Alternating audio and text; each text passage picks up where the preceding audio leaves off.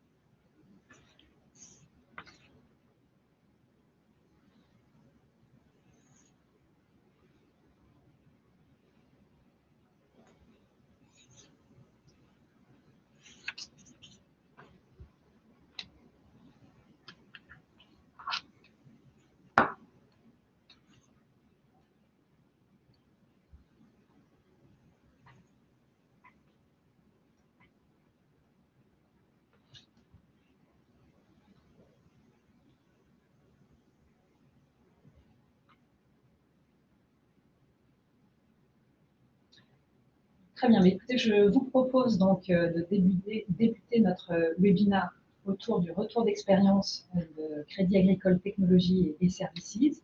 Retour d'expérience s'agissant d'un programme de transformation agile à l'échelle de l'entreprise. Autour de la table, qui n'est pas si virtuelle ce matin parce que nous sommes tous réunis dans les locaux du cabinet Novéam, nous avons donc Madame Brigitte Largeau, qui est responsable du plan pilotage opérationnel chez Crédit Agricole Technologies et Services.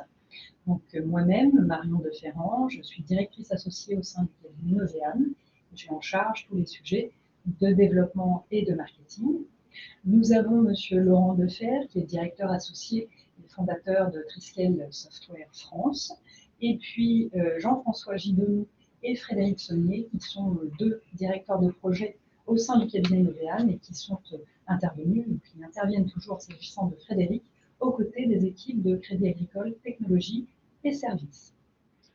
En premier lieu, je vous propose de balayer ensemble l'agenda de ce webinaire. Nous allons procéder, Laurent et moi-même, à une présentation synthétique du cabinet Triskel. Puis nous passerons la main à Brigitte Largeau, Frédéric Saunier également, pour, dans un premier temps, vous présenter le Crédit Agricole Technologies et Services, vous parler des impacts de cette transformation agile sur l'organisation, puis un zoom sur le modèle de pilotage des activités sera effectué. L'illustration sera faite de la mise en œuvre de la solution Triskel avec des aperçus, et nous aurons une phase de questions-réponses. Vos questions sont les bienvenues sur le chat, nous les traiterons en priorité, et autour de la table ronde, un certain nombre de problématiques seront posées et Brigitte Largeau et Frédéric Saunier pourront y répondre. Donc, merci à tous pour votre attention et je vous propose donc de débuter par quelques mots sur qui nous sommes. Donc, le cabinet Novéam, c'est une PME d'environ 140 collaborateurs, essentiellement des consultants qui œuvrent en mission chez nos clients. Un chiffre d'affaires en 2019 de 16 millions d'euros, un investissement toujours fort en recherche et développement pour être en capacité de proposer de nouvelles offres de façon récurrente auprès de nos clients. Et globalement, en termes de métier, nous œuvrons depuis plus de 15 ans sur de l'accompagnement dans le cadre de transformation auprès d'organisations du privé, de grandes banques. Le Crédit Agricole Technologies Services en est une illustration. Nous œuvrons aussi pour une bonne partie de nos équipes dans le secteur public, grande administration, mais aussi collectivités territoriales. Et donc, sans rentrer forcément dans le détail, ce n'est pas l'objet aujourd'hui, mais depuis les sujets de cadrage, de cibles, de feuilles de route, de facteurs clés de succès des réussites de vos transformations, jusqu'au renfort, stabilisation de ces transformations au travers de pratiques de pilotage et de professionnalisation, jusqu'aussi à la mise en œuvre de dispositifs de gouvernance.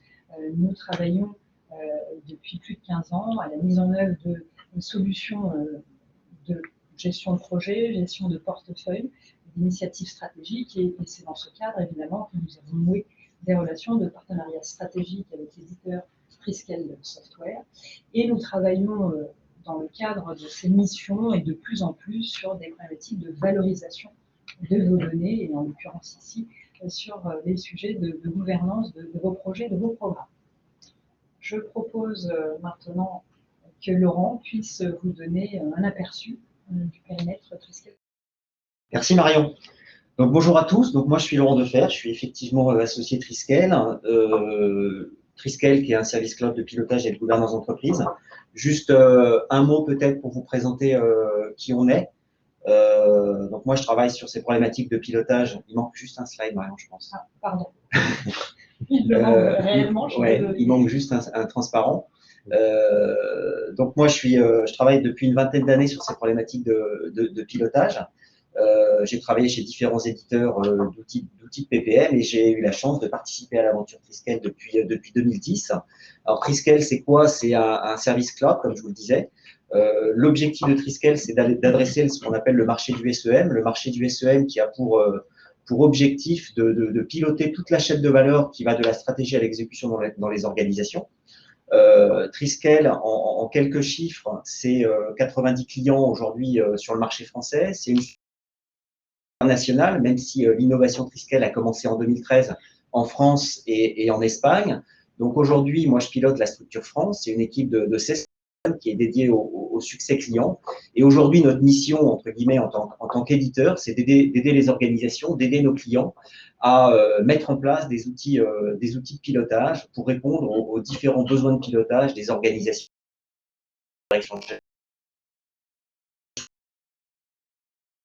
Direction métier, direction informatique, ou qu'on soit tout simplement des opérationnels. Donc la force de ce service, c'est d'être capable de répondre à des enjeux de pilotage multiples et hétérogènes au sein de la même solution. Et Triskel en France, c'est 90 clients presque maintenant, des clients qui vont de quelques utilisateurs à plusieurs milliers d'utilisateurs. Globalement, les clients, les noms que vous voyez ici, c'est des noms que vous connaissez à peu près tous. Et c'est surtout des clients qui nous font confiance depuis quasiment 8 ans d'existence aujourd'hui. Et je remercie d'avance Brigitte Largeau donc de CATS pour avoir accepté ce retour d'expérience. Triskel est d'ailleurs utilisé pas que chez CATS, au sein du groupe Crédit Agricole, puisqu'on a aujourd'hui en fait 14 entités qui nous font confiance et avec qui on travaille évidemment quotidiennement pour faire que les solutions répondent au succès et aux enjeux de nos clients. Voilà. Merci Laurent. Et donc, je vous passe la parole, Brigitte Largeau et puis Frédéric Saunier, sur, dans un premier temps, la présentation du groupe CATS et de l'entité, pardon, CATS. Merci. Bonjour à tous. On va utiliser souvent le sigle CATS. Donc, CATS, c'est Crédit Agricole Technology and Services. Et donc, dorénavant, je vais utiliser le sigle, mais comme ça, il sera clair pour tout le monde. Alors, CATS, si on le remet dans la perspective du groupe Crédit Agricole, en fait, on va le voir, CATS, c'est, si je pouvais résumer, la direction informatique des caisses régionales du Crédit Agricole. Donc, que s'est-il passé? En 2017, le groupe a posé une ambition forte pour CATS, qui était de faire de cette entité un acteur fort de la transformation digitale des caisses régionales, avec l'idée de 100% des parcours clients, de permettre également que 25% des ventes soient réalisées par l'approche digitale, et puis que CATS apporte les services pour permettre une accélération de la performance des caisses régionales. Avec finalement 3 objectifs autour de ces ambitions, qui étaient améliorer le time to market, développer évidemment au travers de la digitalisation le user experience, l'UX, comme on dit souvent, et puis bien sûr rester dans un cadre économique avec un return on investment. Voilà quelle était l'équation posée pour CATS. Alors, dans cette approche-là, la volonté de CATS, ça a été de se dire, on va engager une transformation agile à l'échelle de toute l'entité. CATS, c'est environ 1600 collaborateurs internes et, entre guillemets, de l'ordre de 700 intervenants ou prestations externes contractualisées avec un ensemble de fournisseurs externes. Alors, de quel modèle partait-on? On partait d'une situation où on avait effectivement en face de nous des utilisateurs en caisse régionale qui étaient, comme vous le savez, donc basés sur 42 sites et qui représentaient finalement le métier de maîtrise d'ouvrage. Et au sein de CATS, qui est réparti sur 17 sites, on avait des fonctions de maîtrise d'œuvre classique, et puis bien sûr des équipes de production. On avait également une fragmentation des métiers sur 17 sites, donc une répartition géographique historique, qui était liée d'ailleurs au déploiement des caisses régionales, un système d'information qui était monolithique et fermé, une approche autour de ce qu'on appelle un plan projet annuel, et bien sûr, comme la majorité des directions informatiques, une méthode de conduite de projet qui favorisait bien sûr le cycle en V, aussi bien pour la partie build que pour la partie et en run, je dirais des techniques classiques de pilotage du run. L'idée avec la transformation agile, c'était de modifier ce modèle et d'aller vers une clarification des responsabilités avec des caisses régionales qui devenaient finalement des pôles utilisateurs. Et donc, il a été créé 14 pôles utilisateurs qui sont des sponsors donc des évolutions des métiers. CATS, avec une ambition de rationaliser les équipes de fabrication. Et en fait, nous avons délégué la production à une autre entité du groupe qui s'appelle Crédit Agricole Groupe Infrastructure Production, qui est CAGIP. Et donc, une clarification également des rôles. Sur le plan géographique, également une rationalisation des métiers avec un site par métier. Et l'idée, c'est d'en viser 6 au global. Un système d'information que l'on veut beaucoup plus modulaire et ouvert aux évolutions qui sont attendues. Et on est sorti du plan projet annuel pour aller vers une priorisation en continu par la valeur à délivrer. Et nous avons ce qu'on a mis en place, un processus que l'on appelle les Product Days, qui est une itération trimestrielle et qui permet de définir les orientations, les évolutions du métier qui vont être traitées sur la période et voire au-delà. Et puis, on est sorti du modèle cycle en V pour aller plutôt vers un modèle agile qui est autour du DevOps, dont on entend parler de plus en plus, et qui permet aux équipes, on va le voir, de conjuguer une activité build et sachant optimiser la bande passante, la capacité à faire sur ces deux axes.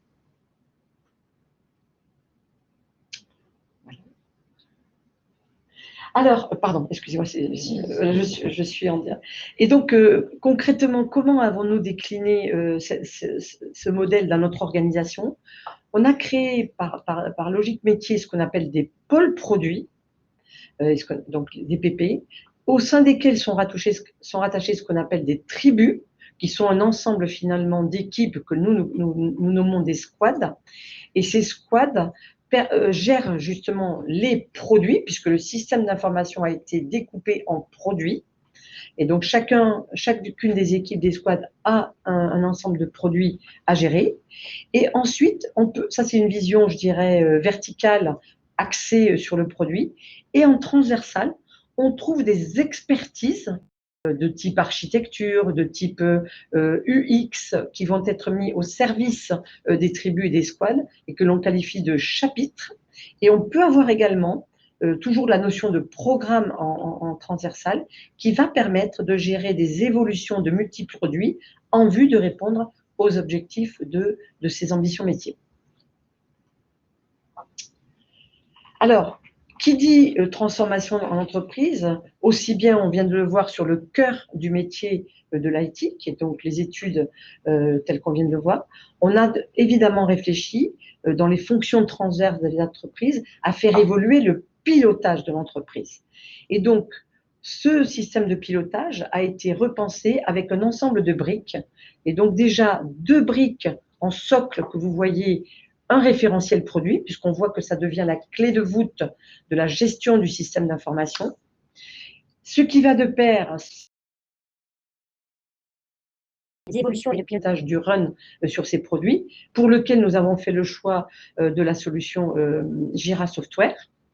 Ensuite, on a voulu y greffer un certain nombre de briques qui sont le pilotage des achats et des appros avec une solution maison que l'on appelle Alpha, un pilotage économique très orienté sur le coût complet des produits et qui s'appelle Valopsia.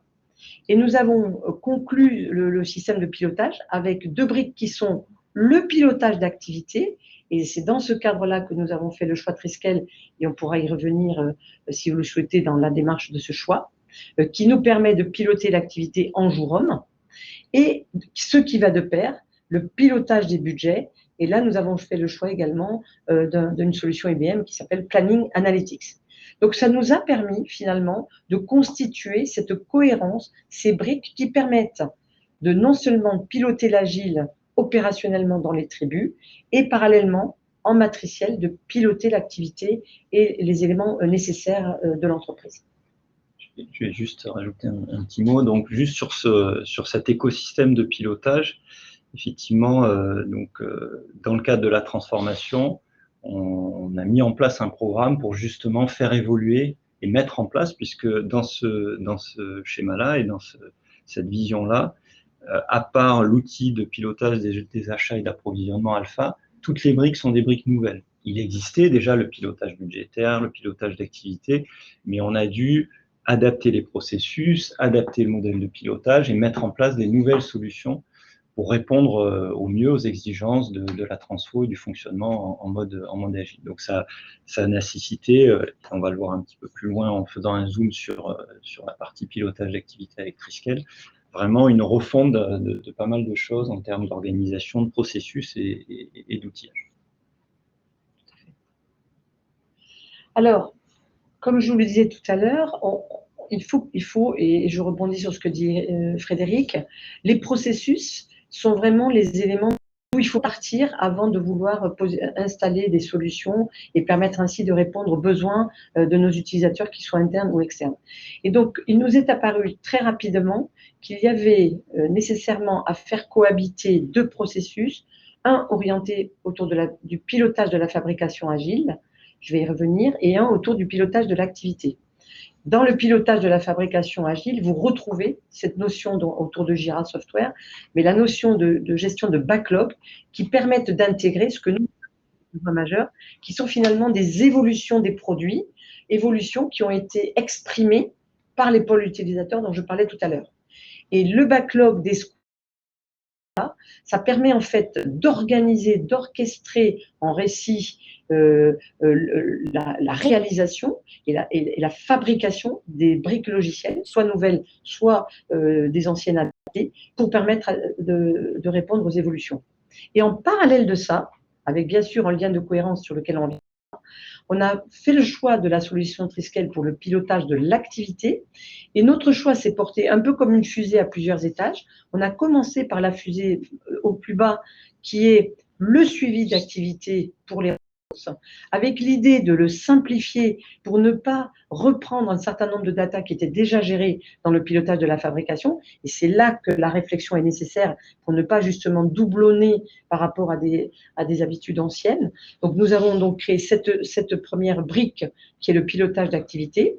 Et nous sommes en train de mettre un peu plus en force et en lumière le pilotage, le deuxième étage de la fumée, qui est la gestion de portefeuille. Alors, on avait déjà installé ces notions dans la construction du modèle initial, mais là, de par la conduite du changement, on fait en sorte d'acculturer les équipes pour qu'on puisse gérer ce qu'on appelle des initiatives. Dans le langage actuel, c'est plutôt des programmes. Une initiative, elle est constituée de plusieurs besoins majeurs qui sont, dans le langage ancien, les projets. Et donc, les initiatives et les besoins majeurs, ça devient notre nouveau portfolio d'activités sur lequel on va gérer des notions autour de la valeur métier que l'on a délivrée, la météo, des faits marquants, des risques, et puis l'arrimage à des thèmes stratégiques et donc aux ambitions métiers auxquelles on est censé répondre. Et puis, on prévoit, mais ça c'est un peu plus tard, une troisième étage de la fusée qui sera le portefeuille d'activité avec une vision plus projective, qui sera une vision des besoins que vont exprimer les pôles utilisateurs de l'ordre de 1 à 3 ans. Et donc, dès lors que nous ces 2 processus avec un vrai travail collaboratif au sein de l'entreprise. Je laisserai Frédéric développer. On a bien sûr à gérer des liens de cohérence pour que les systèmes se parlent et qu'on puisse avoir une vision de bout en bout entre une vision fabrication et une valeur qui est délivrée, bien sûr, et bien sûr une valeur métier qui est portée par le pilotage d'activité.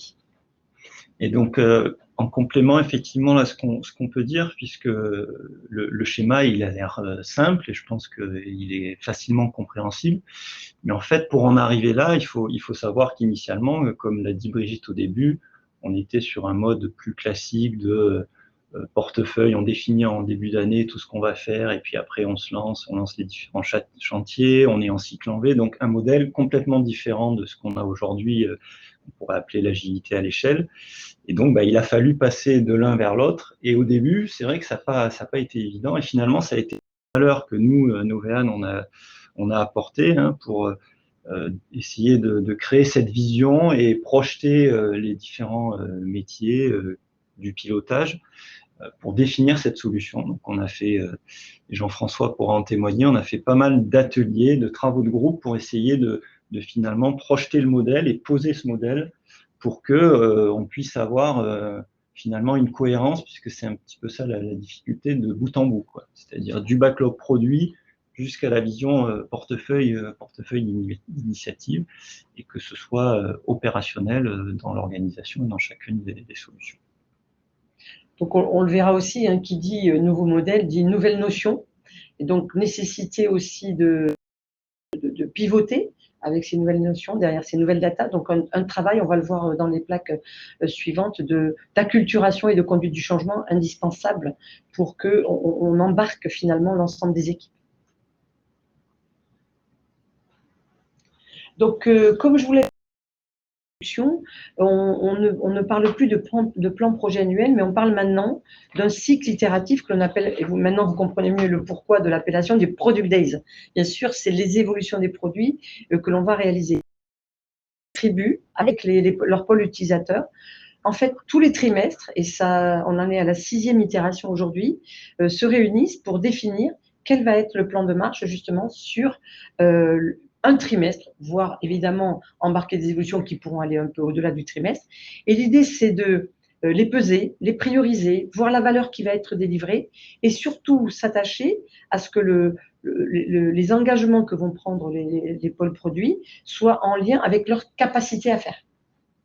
Et ensuite, ce sont ces éléments-là qu'on va inscrire dans le pilotage d'activité. Donc, le portefeuille s'enrichit des nouveaux sujets, sur des sujets existants mais qui vont se prolonger, de manière à ce qu'en permanence, on ait cette lecture d'un plan produit qui évolue. Et bien sûr, ces éléments-là, nous réalisons, et les équipes, les tribus également pour le produit, réalisent des reportings qui sont issus de Triskel, et on en verra tout à l'heure une illustration.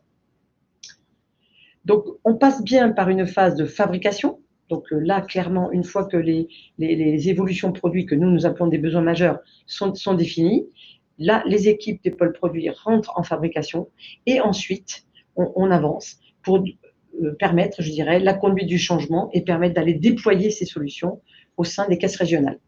Et c'est donc un processus itératif.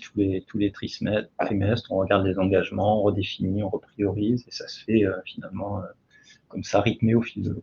Avec une maturité qui a évolué également, on vient de passer voici quelques semaines, où on a aussi, je dirais, géré une cohérence entre ce processus de pilotage fabrication, pilotage d'activité et le processus budgétaire, pour ne pas faire qu'une approche orientée business et millions d'euros.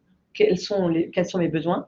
En fait, on a fait en sorte que le budget qui va être alloué au pôle produit, qui a été revisité là à l'occasion d'une première étape de révision annuelle, soit bien ancré au pilotage d'activité et à la capacité à faire. Donc là, on a passé une étape de maturité clé, qui a été soulignée par l'ensemble des acteurs, que ce soit le comité, le COMEX ou le CODIR.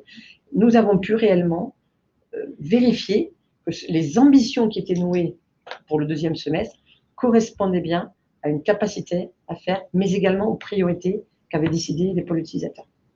Donc, c'était une démarche clé.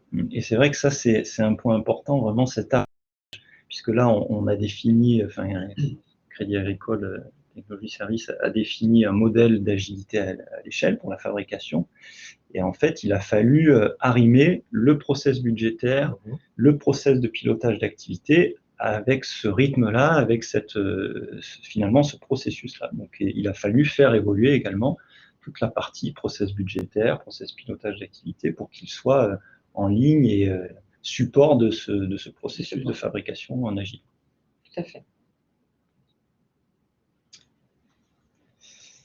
Alors, si on regarde de manière, on continue à zoomer là, donc on va regarder de manière un peu plus précise sur la mise en œuvre de Triskel, donc la solution qui a été choisie pour assurer le pilotage d'activité chez CATS.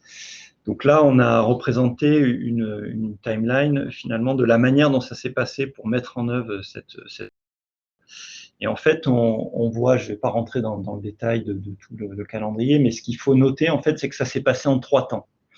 Ça s'est passé en 3 temps sur, finalement, quand on regarde le temps qu'il a fallu, c'est assez ramassé, hein, puisque, en gros, en 6 mois, on a mis en place cette implémentation, mais à une précision près, c'est que, comme pour l'agile, en fait, on a fonctionné avec un système de PMB, avec un produit minimum viable qui a été défini, avec un objectif là, de déploiement en début d'année 2020. Et donc, pour mettre en œuvre ce PMB, on a donc, dans un premier temps, travaillé sur les processus et le modèle de pilotage, tel que Brigitte l'a présenté, avec les différentes briques là, dont on a parlé. Donc ça a été un travail qui a été vraiment indispensable et qui a posé finalement les fondamentaux du pilotage d'activité et qui a finalement généré les récits qui ont permis de déployer et de définir la solution Triskel de pilotage d'activité. Ce qui s'est passé donc dans un deuxième temps, donc on a travaillé sur la définition à partir de ce modèle de pilotage d'un certain nombre d'exigences liées au processus.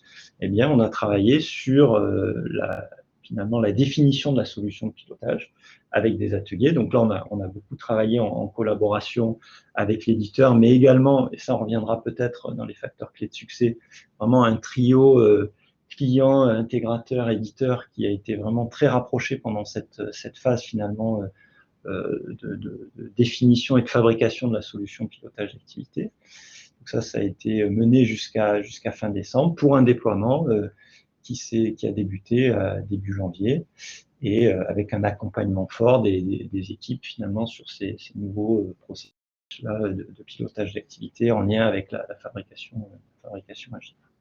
Voilà ce qu'on peut rapidement dire sur cette mise en œuvre là, qui a été effectuée sur la solution Triskel dans le cadre du pilotage d'activité chez CATS. Peut-être un point d'attention, si je peux me permettre, Frédéric, c'est sur le temps relativement court. Je ne parle pas de l'implémentation Triskel, itération de mise en œuvre qui a duré 3 mois parce que c'est assez traditionnel, mais je parle plutôt sur la phase de formalisation des processus. Oui.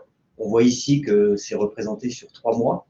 Quand on connaît l'ampleur du chantier, entre guillemets, de l'extérieur, c'est un paquebot de plus de 2000 personnes, entre guillemets, chez ATS, refondre complètement tous ces processus.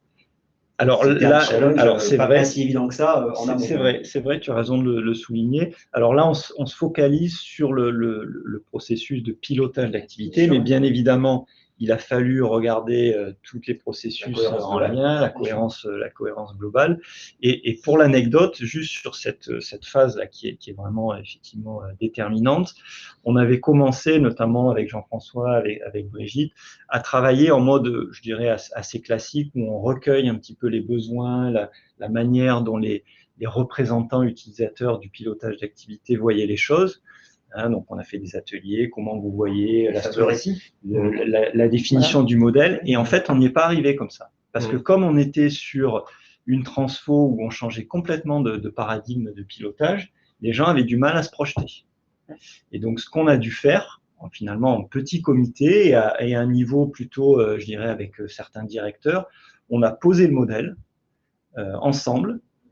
Et puis après, on l'a challengé, bien sûr, après avec notre panel utilisateur, ce qu'on appelait, on a défini un panel utilisateur. On l'a challengé, on a fait un pilote, mais c'est vrai qu'on a été obligé à un moment donné de poser les bases et Et donc, je pense aussi la valeur qu'on a pu apporter. C'est vrai que l'outil a été impliqué très tôt Oui. en support justement de la formalisation de ces processus. Tout à fait. Je me rappelle de ça. C'est vrai qu'il y a eu des POC qui avaient été réalisés en fait, assez rapidement. On a éprouvé le truc. Ouais, c'est ça. Et effectivement, on était passé même par un POC qui a permis de gérer un service minimum pour dire on acculture les utilisateurs à l'usage de Triskel, pas dans l'usage futur, mais dans un usage intermédiaire, qui était plutôt que d'utiliser une solution collaborative autour de, par exemple, SharePoint, on a plutôt utilisé Triskel. Ça leur a permis déjà de se familiariser à l'interface Triskel, avant ensuite de dire, là, on va vraiment passer dans le modèle futur, qui est vraiment le réel déploiement qui a eu lieu en janvier. Et depuis, comme le disait Frédéric, depuis le déploiement, puisque maintenant on est en Rex là avec vous, je dirais ça fait maintenant bientôt 1 an et demi que nous y sommes. Donc, et que les utilisateurs se sont familiarisés avec la solution quasiment au bout d'un trimestre. On pensait beaucoup plus, on a misé sur un semestre, mais finalement, avec, on le voit là, de l'accompagnement au changement, des portes ouvertes, des tribunes ouvertes, on a vraiment innové aussi en termes de solutions d'acculturation, avec des modes opératoires non pas classico-classiques, mais du online, des e-learning, en tout cas, qui ont bien fonctionné. Et on voit qu'aujourd'hui, c'est une solution maintenant qui est rentrée dans les pratiques opérationnelles. Et ce que l'on voit en 2021 et qui illustre cette diapo, c'est qu'en fait, on est déjà parti et on a déjà jalonné et 2020 et même 2021 avec des releases. C'est-à-dire que progressivement, on apporte, comme le ferait une tribu, finalement, une valeur métier avec des évolutions. Et là, par exemple, on a mis la valorisation à 1 euro dans Triskel, puisqu'on parle beaucoup de jour homme, mais maintenant on a une valorisation à 1 euro. On a mis également des champs particuliers qui aidaient finalement l'utilisateur utiliser les datas finalement que porte Triskel. Donc on s'est imposé nous également ces releases, et donc en 2020 nous en avons fait 3, et là en 2021 on en a déjà fait 2 je crois. Donc on s'impose ce cycle agile, y compris dans nos fonctions transverses. Et juste pour revenir sur finalement le mode de mise en œuvre, qui est d'ailleurs une pratique assez classique en agile, mais qu'on a vraiment mis en œuvre, et je pense qu'il était un des facteurs clés de succès, ce qu'on appelle le test and learn. C'est vraiment ce qu'on a fait, quoi. On définit un modèle, on l'a mis finalement avec un panel limité en œuvre auprès de ce panel utilisateur. Donc là, sur Triskel, assez rapidement, comme tu le disais, Laurent, on a mis en place des POC. Les gens l'utilisent, on regarde si ça fonctionne, on ajuste et on le généralise. Et comme ça, et ce système-là, en fait, on l'a appliqué en permanence depuis le début du projet. C'est clairement une volonté de co-construction, mais on voit bien, comme le disait Frédéric, qu'il y a nécessité de poser une brique à casser, si je puis dire, et permettre quand même aux utilisateurs de l'éprouver. De se projeter. Et ça, c'est essentiel de fonctionner avec la vision UX, on le voit nous aussi, la vision TTM, on se l'applique également. Mais ce qui est important, c'est de se dire qu'est-ce qui fait sens, à quel moment doit-on installer, et choisir le bon moment pour installer des évolutions et des releases autour de la solution. C'est essentiel. Alors, on peut peut-être regarder de manière, pour illustrer ce qu'on vient de dire, là, des fonctionnalités et comment on a apporté de la valeur au travers de la solution Triskel. Alors, vous verrez qu'il y a des éléments floutés pour des questions de confidentialité. Voilà, on était obligé de masquer un certain nombre de choses. Mais si tu peux juste revenir avec les animations pour que, si tu peux revenir en arrière, pour qu'on puisse voir chacun des écrans. Alors, on est parti de la vision haute. Donc, on est parti du chapeau là, des initiatives. Donc, assez rapidement, là, cette notion d'initiative, comme Brigitte l'a présenté dans le modèle, était un élément important. Donc, on caractérise les initiatives avec un certain nombre d'informations. Alors, il y a une partie, je dirais, qualitative, que vous connaissez d'ailleurs probablement, avec des questions de météo, de phase, est-ce que ce sont des initiatives de type majeur ou pas. Il y a des initiatives d'ailleurs pour certaines qui sont encore, il y en a quelques-unes qui sont en cycle en V, d'autres qui sont la plupart en agile. Bon voilà, donc on caractérise ces initiatives et on a essayé, c'est un des apports que nous a permis la solution Triskel, de l'agrémenter sous forme graphique. Pour que, voilà, on ait un portefeuille qui soit un peu plus visuel, quand on parle du X, ça fait partie des éléments qui sont importants. Donc ça, c'est la partie, je dirais, qualitative du portefeuille des initiatives. Et donc, on a également une partie, ce que Brigitte évoquait, sur notamment la valorisation des jours hommes en euros. Donc ça constitue et ça alimente la partie quantitative des initiatives. Donc toutes les charges jours hommes, mais maintenant qui sont valorisées en euros. Et on peut également rajouter des coûts autres en euros, qui sont des forfaits, des coûts d'infra, des coûts de licence. Donc c'est toutes les couleurs que vous voyez là, c'est les grands types de coûts et d'euros qu'on gère et qu'on peut associer évaluer dans ces initiatives. Et le dernier slide, c'est juste pour vous montrer, en fait, ça c'est le formulaire de l'initiative avec les différents champs qui permettent finalement de caractériser et de définir cette initiative. Et puis, bon, on a différents onglets, avec notamment la valorisation, c'est un onglet à part pour pouvoir gérer tous ces aspects quantitatifs. Donc ça, c'est une illustration de ce qu'on a mis en place avec la solution Triskel là, pour le pilotage d'activité sur la partie initiative. Juste peut-être un point relevé dans ce que tu viens de dire, Frédéric, hein, c'est que j'ai l'impression qu'il y a encore du bimodal en fait dans l'approche, c'est-à-dire que vous n'êtes pas du 100% agile puisqu'il y a encore des initiatives qui sont gérées en cycle en V. On est très peu en cycle en V. Hein. Oui, ouais. Je dirais on est à 98% en agile. Et ouais. Il reste vraiment des sujets qui étaient déjà embarqués, qui restent en cycle en V. C'est la fin des sujets déjà embarqués qui se terminent. Je pense que c'est ça l'idée, hein, c'est que la transfo, elle ne se fait pas en fois, donc tu dois faire une transition entre des choses qui étaient en V, en agile, donc bon, voilà, ça se fait progressivement, parce que ce qu'il faut savoir, c'est qu'il y a des projets au sein de CATS qui ont plusieurs années. Hein. Bien sûr, bien sûr. Ouais. Mais ce chiffre de 98% est important, parce que ça témoigne quand même que la transformation est quand même aboutie. Voilà, j'en reparlerai tout à l'heure dans les questions, mais on a maintenant, au bout de 3 ans de cette transformation agile. Donc, on est quasiment sur les dernières tribus qui sont en train de se transformer en squad, mais il nous en reste vraiment même pas une petite poignée. Tout le monde a basculé. D'accord. Même les grands projets, tels que Frédéric le précisait, le modèle avait été pensé pour être en capacité de pouvoir gérer aussi bien justement ces grands projets en cycle en V que les projets en mode agile. Voilà, tout à fait. Et donc, si on continue là, un petit tour là, des fonctionnalités de ce qu'on a mis en place dans Triskel. Donc là, on descend à la brique en dessous, hein, dont Brigitte a également parlé, qui est une brique clé dans le pilotage d'activité, qui est le besoin majeur. Donc pareil, de manière similaire, le besoin majeur, il est caractérisé avec un certain nombre d'informations. Alors la particularité, c'est que c'est le besoin majeur qui consolide et qui porte toutes les charges, le consommer, en fait, le réaliser. C'est à cette maille-là que les collaborateurs finalement saisissent leur activité, et donc on va collecter l'activité au niveau de ces besoins majeurs, et donc on a la possibilité aussi de créer une timeline pour avoir une représentation de quand est-ce que le besoin majeur commence, quand est-ce qu'il se termine. Donc voilà, ça c'est un certain nombre de choses qu'on a mises en place pour pouvoir gérer ces besoins majeurs. On a la possibilité également de décliner une vision plan de charge, équipe et charge sur ces besoins majeurs. Donc finalement d'aller zoomer dans un besoin majeur et de regarder au niveau des charges de l'équipe, des charges réalisées. Alors on parle aussi de capacité à faire, de charges prévisionnelles. Ça, on pourra en parler un petit peu plus en détail, mais pour l'instant, on est surtout focalisé sur le réalisé. La partie prévisionnelle et capacité à faire n'est pas encore complètement intégrée dans la solution. Et d'ailleurs, aujourd'hui, dans aucune solution dans l'entreprise, c'est un sujet qui reste un peu à définir. Ce qu'on peut dire aussi, c'est que le besoin majeur, il est rattaché à un seul produit. Donc en fait, aujourd'hui, chaque fois qu'on engage des évolutions ou des actions autour du run, en fait, ça ne concerne qu'un seul produit. Ce qui permet aussi à ce moment-là de pouvoir répondre à ce qu'on a vu tout à l'heure, le coût complet de chacun des produits. On s'est ramené à la fois la charge de build et de run qui est associée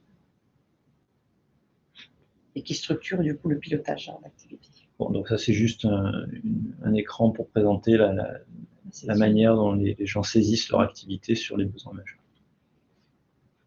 Alors bien sûr, qui dit un système de pilotage dit reporting nécessairement, et donc nous avons plusieurs usages autour de de l'utilisation des données de Triskel, c'est bien sûr des usages autour du sourcing, c'est de voir effectivement comment se répartissent l'activité entre des collaborateurs internes et de la vision externe. Et donc, on a cette information par tribu, par pôle produit et à l'échelle globale de l'entreprise. On a bien sûr, dans le cadre de l'agile, vous l'avez vu dans le cycle un peu en 8, c'était de dire quel est le ratio fonctionnement-évolution et comment finalement, en travaillant et en optimisant le fonctionnement, on peut au mieux dégager de la bande passante pour pouvoir justement disposer d'une capacité à faire plus importante sur les évolutions.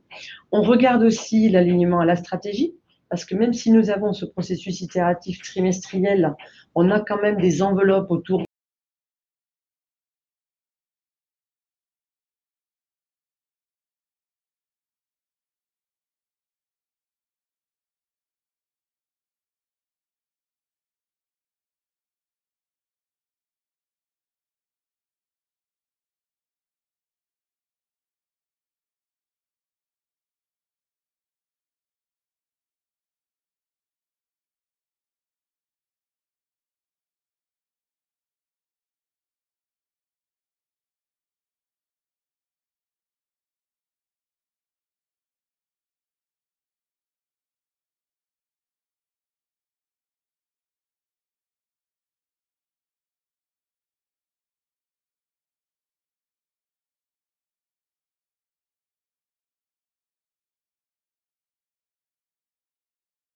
Voilà, l'idée, c'est du self-service et puis aussi voir avec Triskel la possibilité de justement mettre des API pour, mettons, récupérer ces informations. Certaines entités du groupe Crédit Agricole l'ont fait, avoir ces éléments directement d'un PowerPoint ou trouver un système de restitution, des tableaux de bord en ligne aussi, qui permettent aussi à un comité de direction de pouvoir y accéder sans avoir à aller se connecter directement dans la solution, mais avoir vraiment cette partie présentation, si je puis dire, optimisée pour avoir les bons indicateurs, les KPI nécessaires au pilotage. Très bien. Voilà pour nous. Je crois qu'on a fait des zooms successifs pour vous donner cette lecture-là. Tout à fait. Merci, merci infiniment, Brigitte, Frédéric. Alors, ce que je vous propose, c'est de passer à la partie questions. Laurent, Jean-François, est-ce qu'il y a des questions dans le chat que vous souhaitez Il y a quelques questions qui ont été remontées. Alors, je n'ai pas osé vous interrompre, Brigitte, mais c'était au moment où vous présentiez un petit peu toute la structure des deux dispositifs de pilotage, le pilotage des activités. C'était une question qui concernait un petit peu la notion de produit. On est bien sur une notion de produit métier. Oui. Et donc, cette question-là, et de donner un exemple, par exemple, d'un produit, si vous avez en tête, alors c'est pas une question piège. Hein, non, pas du tout, mais par exemple, dans les assurances, on va avoir à un moment donné un produit, c'est une partie du parcours des assurances. C'est-à-dire qu'on a un producteur au sein du Crédit Agricole qui va nous vendre un contrat d'assurance. Et c'est l'encapsulation de cette vente de produits dans un parcours métier qui va constituer le produit. Oui, ça peut être le crédit. Ça peut être le crédit, voilà, c'est ce que j'allais dire. Un exemple de produit. Voilà. Si dans du réglementaire, ça peut être comme d'habitude les états de restitution qu'attend chacun des clients, un imprimé fiscal unique. Voilà, ça c'est un produit. Et on s'attache effectivement à ce qu'il soit bien détouré et qu'il ait une identité en tant que tel. Donc les initiatives sont créées en fait, les initiatives sur le produit par ce qu'on appelle le pôle utilisateur, c'est ça? C'est cela. Le représentant métier au sein de CFDH. Il est le représentant des caisses. Dorénavant, le pôle utilisateur, c'est le représentant métier des caisses régionales et c'est lui qui est porteur des besoins d'évolution. Lui-même anime les utilisateurs des caisses pour voir quelles sont les priorités à donner sur les évolutions de tel et tel produit. Et c'est ensuite le tandem PU, pôle utilisateur, pôle produit, qui va procéder à la détermination des priorités dans le cadre des produits Days, des évolutions de produits à réaliser. Sachant que ces utilisateurs peuvent être les agents en caisse, hein, avec qui les clients finaux sont directement en interaction. Donc les besoins peuvent venir sur les produits à partir de là. Et juste pour préciser, donc les initiatives sont définies à haut niveau en termes d'évolution, en termes de besoins par les pôles utilisateurs. Et donc l'idée, c'est qu'après on le décline, on le découpe en besoin majeur et on l'associe aux différents produits. Par exemple, il y a des initiatives qui touchent plusieurs produits et donc c'est l'initiative qui porte l'ensemble et on va le découper, le rattacher, le décliner par produit avec ces différents besoins majeurs qui sont rattachés eux au produit. Une initiative en fait est rattachée à plusieurs besoins majeurs qui appartiennent. Alors, c'est l'inverse. Les besoins majeurs Ouais. sont rattachés à une initiative et chaque besoin majeur constitue un produit généralement. On essaye de faire en sorte qu'on a un besoin majeur, un produit. Effectivement, donc si on a des initiatives transverses, on le voit avec le RGPD par exemple. Aujourd'hui, toutes les actions qui impactent tous les produits liés au RGPD, on a des besoins majeurs spécifiques dans chacune des tribus, mais il y a une coordination globale qui est faite d'ailleurs par un directeur de programme sur la réussite et l'atteinte des objectifs du RGPD. Ça peut être aussi bien des éléments réglementaires que des éléments plus orientés business. D'accord. D'autres questions Oui, il y a d'autres questions. L'une est sur les impacts budgétaires. Quels ont été les impacts budgétaires par rapport à cette nouvelle gestion des activités? Alors, nouvel impact budgétaire. Si la question peut être précisée, parce qu'en fait, alors je vais peut-être revenir sur le.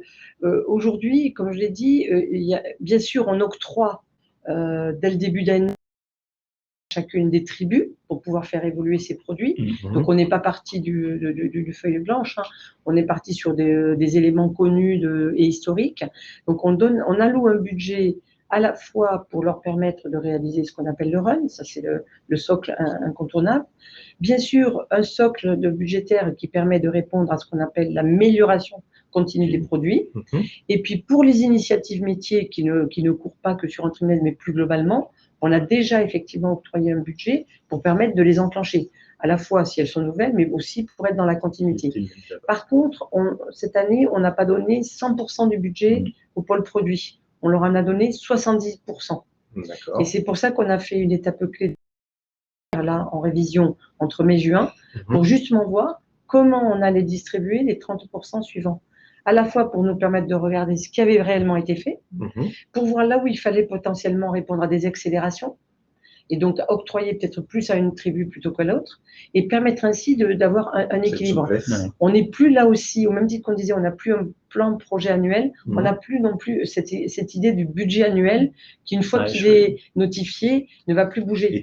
On a mis aussi l'agile dans le processus budgétaire pour dire, en fait, il faut que finalement, ce que nous confient les caisses, on puisse l'optimiser et le mettre au service de là où ça fait sens.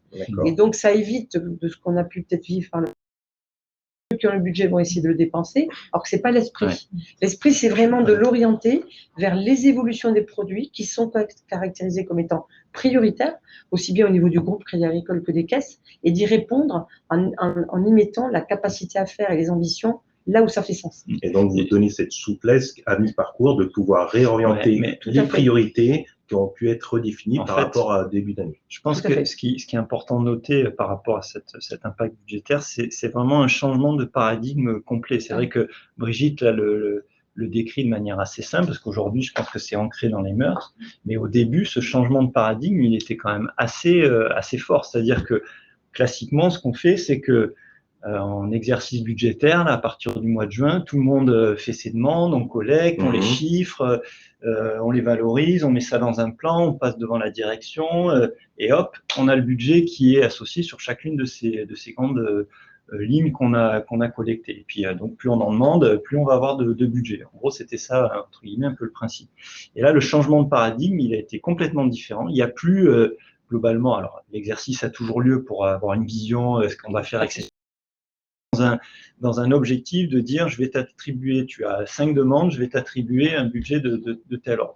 On a plutôt, CATS a plutôt eu l'idée de dire, chaque tribu va avoir un budget qui a été défini parce qu'il y a des contraintes, parce qu'il y a un certain nombre de priorités d'entreprise qui sont définies et qui permettent de définir finalement un budget à hauteur d'à peu près 70%. Donc on donne 70% de ce budget-là à la tribu et finalement, un peu dans un mode clé de l'agile, eh ben, on est en ressources contraintes et on doit faire sa fabrication de produits et son run dans cette enveloppe-là. Et la tribu priorise c'est elle qui est finalement, et les squads qui sont clés dans la priorisation de ces éléments-là et finalement de ce backlog. Et donc c'est comme ça que se construit au fil de l'eau cette approche budgétaire. Donc j'espère qu'on a répondu correctement à l'éditeur, sinon il peut compléter sa question s'il le souhaite. Je pense que c'était un peu le sens de la question. Très bien.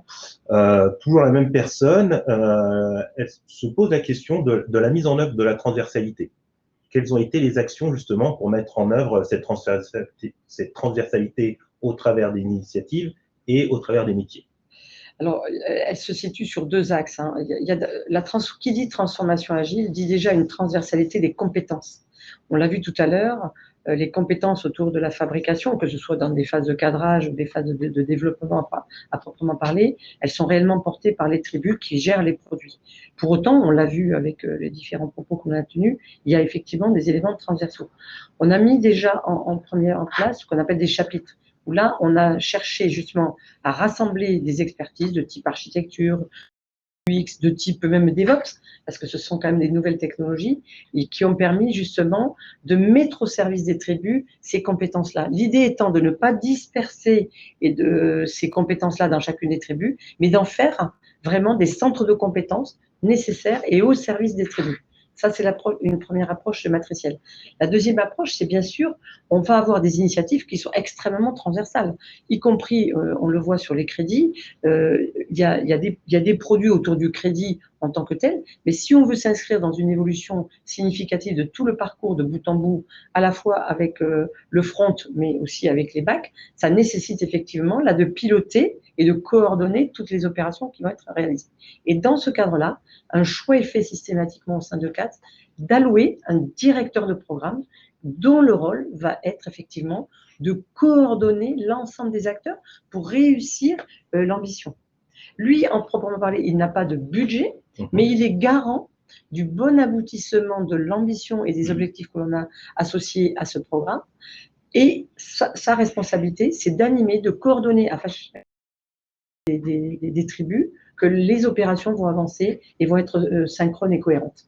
Et d'ailleurs, c'est une évolution effectivement de ce métier. Et d'ailleurs, si on l'illustre avec le programme qui a permis la mise en œuvre du pilotage d'activité, de tous les briques dont on a parlé là, de l'écosystème de pilotage, finalement, c'est aussi ça qu'on a appliqué. Et le rôle, et c'est là où on a eu notre rôle, là, Jean-François et moi, dans le pilotage de ce programme, pour assurer cette transversalité et créer, je l'ai évoqué tout à l'heure, mais je reviens dessus parce que je pense que c'est important, cette dynamique et ce trio entre le client, l'intégrateur, enfin, le client d'ailleurs avec tous les métiers, il a fallu aussi créer cette cohésion entre tous les métiers au sein du client. Donc d'un côté le client avec les différents métiers, l'intégrateur et l'éditeur. Et donc créer cette équipe finalement pour recueillir les besoins et bien traduire dans une solution qui soit adaptée à ces besoins-là.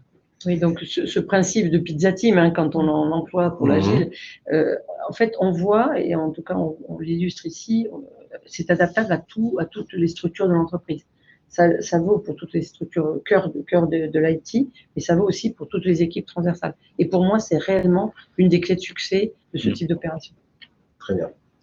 Merci pour votre réponse coordonnée.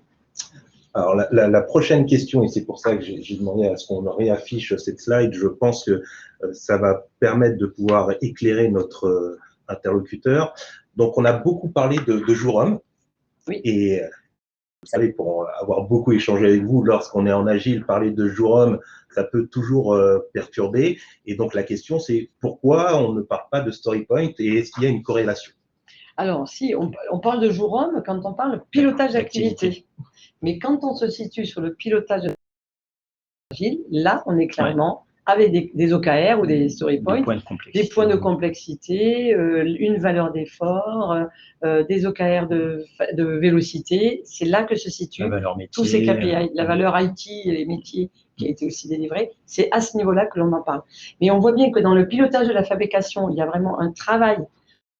Comment je vais réaliser la fabrication, comment je vais embarquer l'évolution du produit, comment j'optimise le fonctionnement de la squad dans la succession des récits et des sprints, avec vraiment un rythme à 15 jours, avec justement des rétrospectives périodiques pour voir ce qui a fonctionné, ce qui n'a pas fonctionné, où est-ce qu'on a rencontré des points de complexité ou des points ou des obstacles à l'avancée de cette fabrication. Et donc ça, c'est vraiment le monde du pilotage de la fabrication agile. Et avec le backlog. Mais là, on ne parle pas de consommer. On parle d'identification de points de fonction, enfin, de points d'effort. Mais on ne parle pas. Très bien. Et c'est important, effectivement, que dans la construction de ce système de pilotage, on ne crée pas de doublons vis-à-vis des utilisateurs. Et que quand ils se concentrent sur la fabrication, ils se concentrent sur ce qui fait sens au moment où ils sont dans ce processus-là. Et puis, on ne va pas trop aller dans le détail, mais finalement, la traduction des points de complexité avec les jours hommes, elle se fait finalement, c'est le backlog tribu qui fait cette conversion. En fait. C'est on définit à partir de tout ce qui est défini dans le backlog produit, on traduit ça en besoins majeurs, et cela, avec notamment le rôle des leaders de tribu qui est important, c'est eux qui estiment en jour homme ce que ça représente. Et c'est ça finalement qui devient, dans le pilotage d'activité, un élément important et qui alimenté après avec le réalisé. Et d'avoir un prévisionnel et notre réalisé. Mais c'est pas la fabrication, c'est pas les PO qui finalement, les squads qui s'intéressent prioritairement à ça. Eux, ils travaillent sur les produits, les points d'effort, ce qu'on délivre, les incréments de produits, et c'est ça qui. Donc on a deux acteurs clés dans les squads qui sont les product owners et les scrum masters. Et eux, là, ils sont vraiment à la manœuvre pour piloter le bon aboutissement des évolutions. Et le traitement du run également, des incidents ou des actions d'assistance utilisateur ou technique. Donc il y a vraiment, c'est une cohabitation, je dirais, dans le nouveau monde agile. Et cette cohabitation, il faut aller justement la structurer pour éviter de retomber comme on le faisait avant dans un mélange de genres entre le pilotage de projet avec du capacitaire.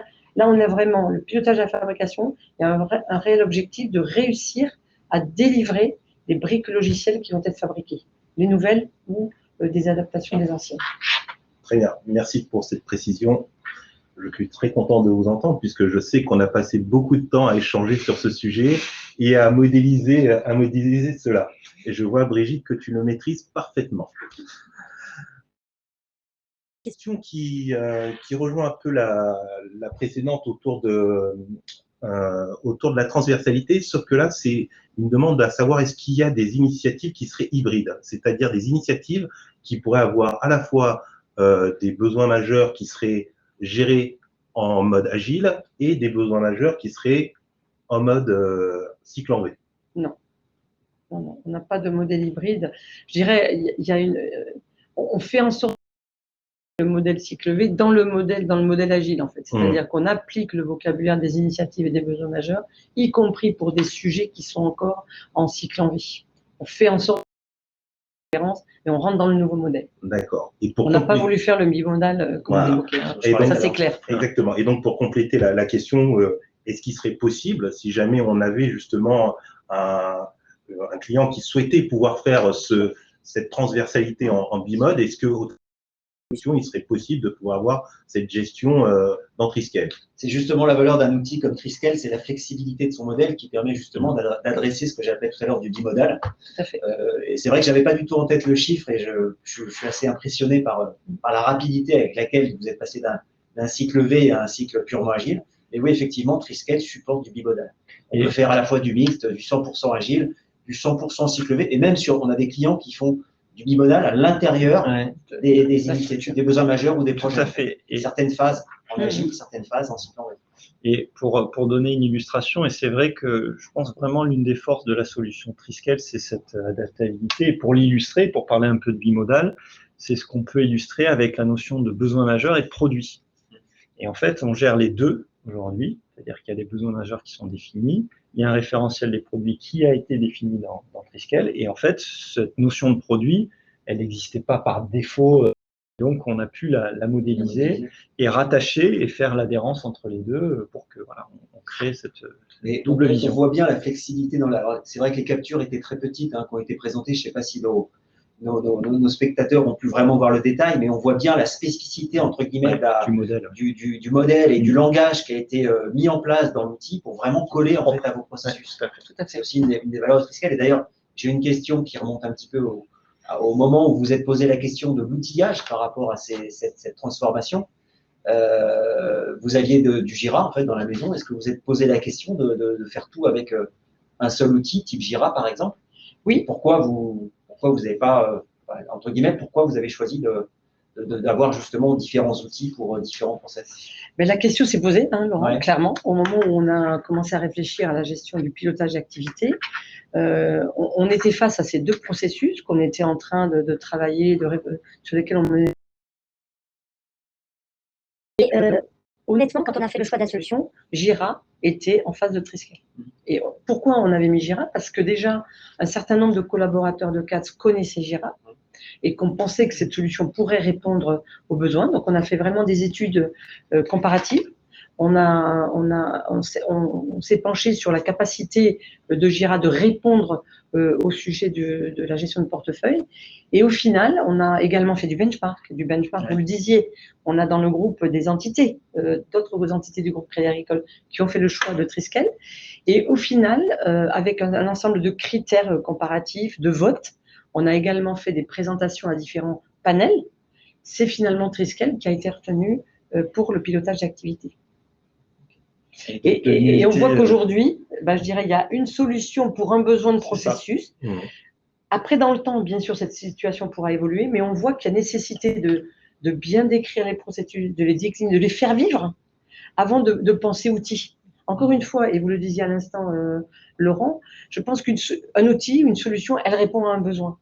Et la force, effectivement, de Triskel, c'est de dire on peut partir sur des modèles hybrides, des modèles purs agiles, des modèles cycle V. Vous le disiez également, un modèle qui peut répondre à différentes strates de pilotage dans l'entreprise.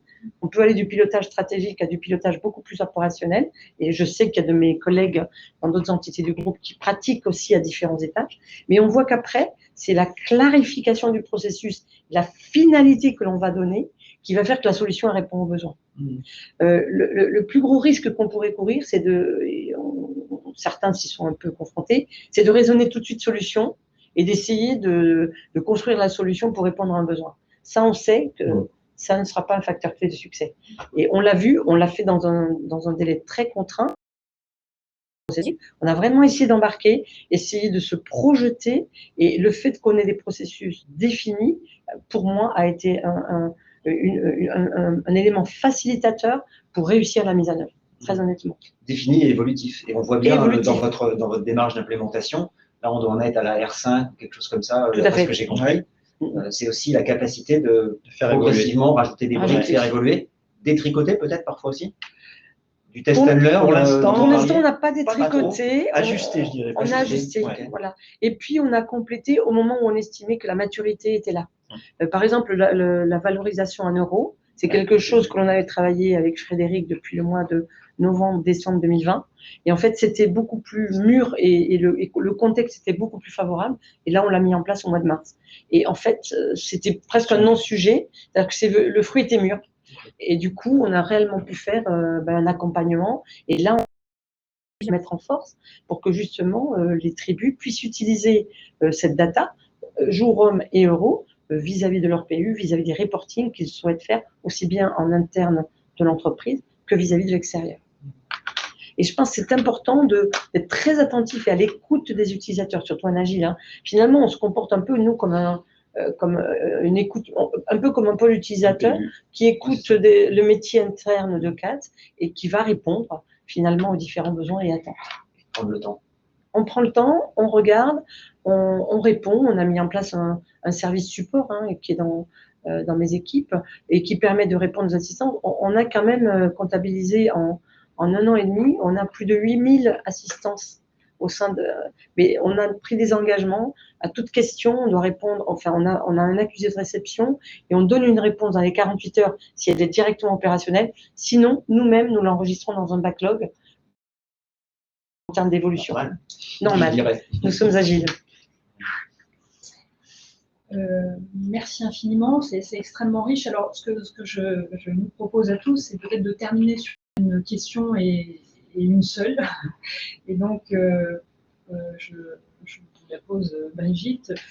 Que diriez-vous s'agissant, parce qu'il ne me semble pas qu'on l'ait évoqué en ces termes, des principales difficultés finalement d'une transformation agile auxquels vous avez été confrontés en termes de structure. Vous citiez plus de 2000 personnes.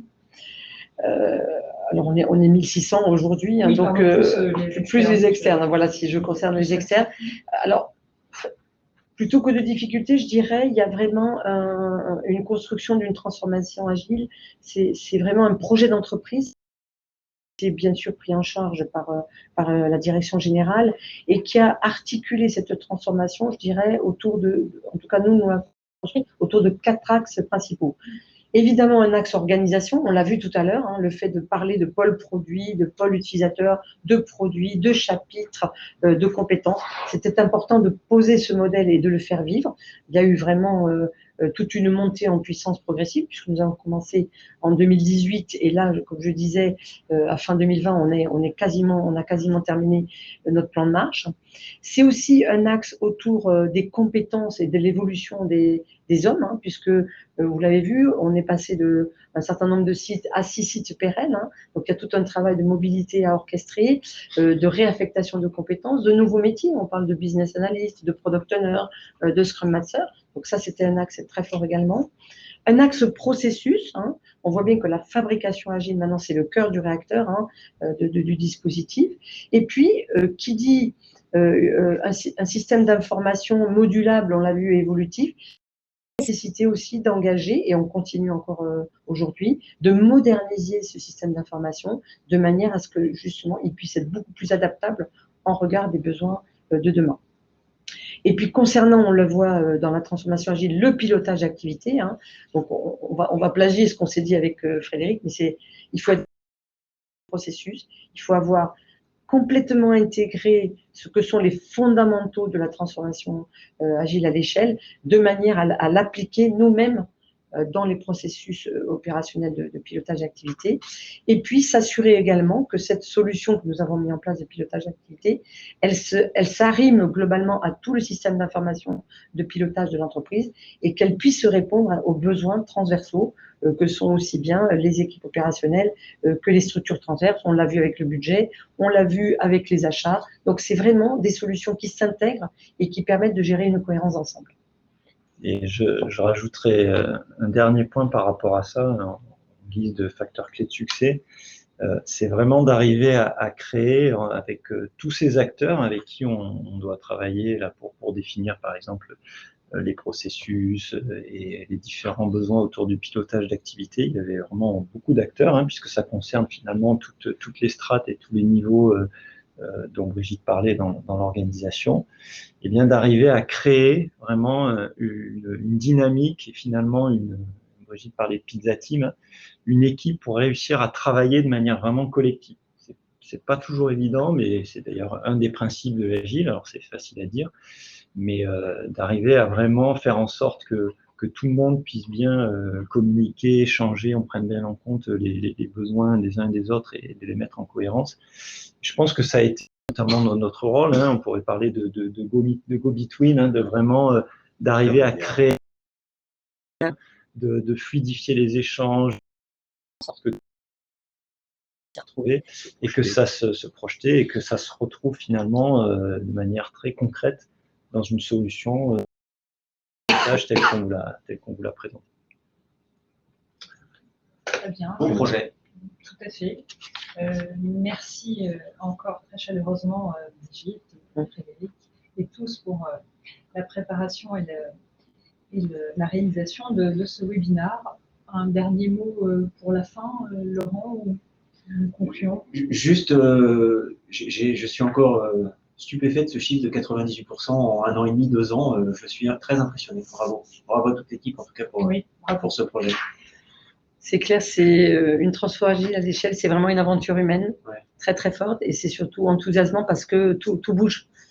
Tout bouge. Alors, faut être dans la conduite du changement, faut accompagner, hein, c'est important, et en même temps, ça a enthousiasmé les équipes. Hein, je dirais, c'est un modèle extrêmement porteur pour l'entreprise, hein, et on voit qu'effectivement, voilà, on a des indices de recommandations qui sont très forts parce que ça nous embarque en fait, et ça génère une dynamique effectivement, comme le dit Frédéric. Merci beaucoup. Merci à vous deux. Merci. Merci à tous. Merci à tous. À bientôt.